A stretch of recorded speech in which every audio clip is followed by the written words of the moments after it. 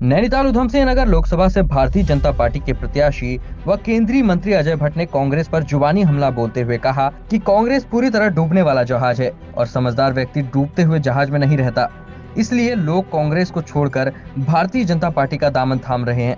अजय भट्ट ने कहा कि कई राष्ट्रीय नेताओं के साथ ही उत्तराखंड में बद्रीनाथ की सिटिंग विधायक सहित उन्होंने कई ऐसे नाम गिनाए जो अब भाजपा का दामन थाम चुके हैं।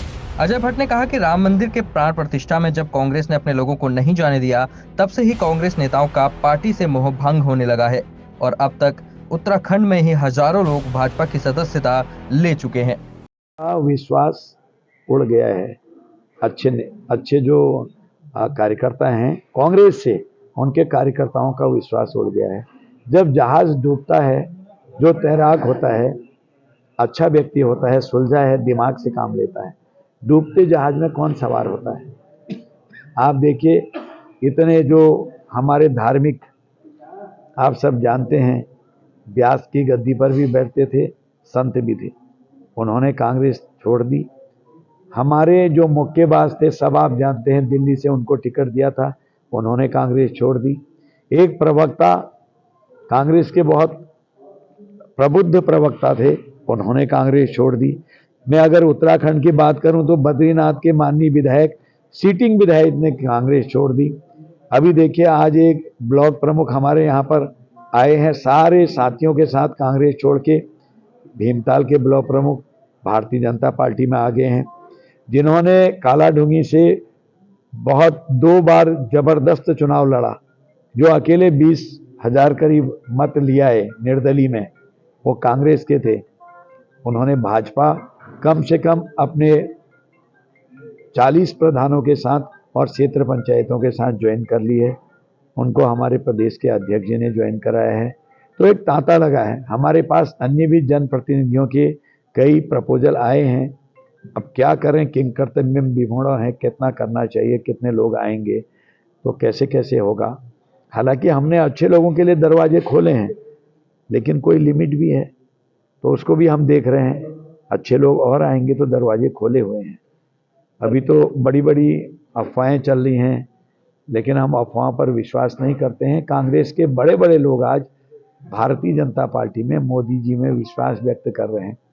जब से राम मंदिर का विरोध किया है इन्होंने, निमंत्रण में नहीं गए, तब से तो जिनका हृदय जो था, असली जो लोग सनातन धर्मी थे, उन्होंने कांग्रेस से नाता तोड़ना प्रारंभ किया और आज ये सिलसिला रुक नहीं रहा है। जो राम का विरोध करेगा वो तो ऐसे ही होता है। आज आपने देखा है, जो घोषणा पत्र आया है उसमें मुस्लिम लीग की सारी बातें आ रही हैं। राम मंदिर में जाओगे नहीं, मुस्लिम लीग जो राजनीतिक दल है, उसकी क्या मोटो है, उसका क्या उद्देश्य है, दुनिया जानती है। और उनकी भाषा शैली बोलोगे घोषणा पत्र में तो दुनिया सब समझती है, ये पब्लिक है, ये सब जानती है, ये सब जानती है। सर, लगभग 22 दिन से रेगुलर जनता के बीच में जा रहा हूँ और मैं हरिद्वार भी गया था, मैं पौड़ी भी गया हुआ था और मैं आज नैनीताल लोकसभा में भी हूँ। मुझे ऐसा लगता है कि ये चुनाव अब कार्यकर्ता नहीं लड़ा रहे, अब ये चुनाव आम जन लोग लड़ा रहे हैं। और हम जहाँ भी जा रहे हैं वहाँ लोग बिना बुलाए भी आ रहे हैं और बिना कहे भी आ जा रहे हैं। और लोगों ने हमसे, जिनसे मेरी बातचीत हुई, उन्होंने एक ही बात कही है कि हमने माननीय मोदी जी को तीसरी बार प्रधानमंत्री बनाना है और जो देश विकसित देश की ओर बढ़ रहा है उसमें हम ब्रेक नहीं लगा सकते। इसलिए हम माननीय मोदी जी के नेतृत्व में तीसरी बार उनको प्रधानमंत्री बनाकर भारत को और विकसित देश बनाना चाहते हैं। तो क्या आप नैनीताल सीट की बात करें, क्योंकि रक्षा मंत्री भी रहे, वो पर्यटन मंत्री भी रहे, अब उनका किस तरह रुझान देख रहे हैं, जनता को किस तरीके से देख रहे हैं? मुझे लगता नहीं कि नैनीताल लोकसभा में कोई उनके विपक्ष में खड़ा भी हुआ है।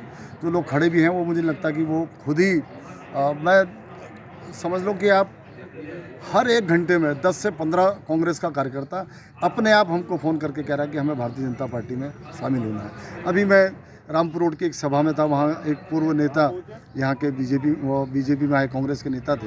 उन्होंने एक बात कही मंच से, उन्होंने कहा कि भारतीय जनता पार्टी के लोगों पर राम की कृपा पहले से थी और मेरे ऊपर अब हो गई है। तो निश्चित रूप से इसी प्रकार की आम जन भावना जो है वो भारतीय जनता पार्टी के साथ जुड़ी है। भारतीय जनता पार्टी लगातार आगे बढ़ी। और हमने उस सभा में भी कहा था कि भारतीय जनता पार्टी के उन सभी लोगों के लिए दरवाजे खुले हैं जो भारत की इस विकास यात्रा में शामिल होना चाहते हैं। तो लेकिन प्रकाश जोशी